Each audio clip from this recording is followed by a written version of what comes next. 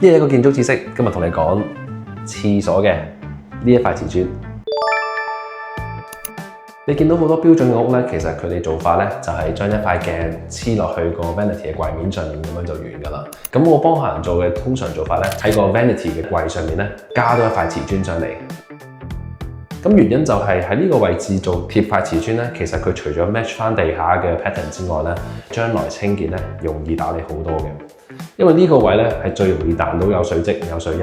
咁如果你長期都要抹喺個 mixer 嘅後面嘅話咧，其實清潔上係較麻煩嘅。咁但係加咗呢一塊上去 all the way 嘅話咧，你整個清潔嘅 experience 就會好好多。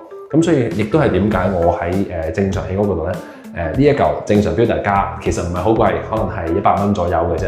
咁我呢一個咧會全部 include 晒俾個客人。咁呢個咧算係最 budget friendly 嘅做法。如果你預算高啲，你話我想將成塊瓷磚貼晒去承夢牆，跟住再黐塊鏡咧都可以嘅。咁但係如果預算淨係唔係太高，想做一個比較合理啲嘅屋嘅話咧，咁呢一個做法咧就最 budget friendly 啦。其實起屋上面咧有好多呢啲小細節咧，唔係好貴，亦都唔係好難做嘅嘢。但係你有加到，你就係有個方便喺度。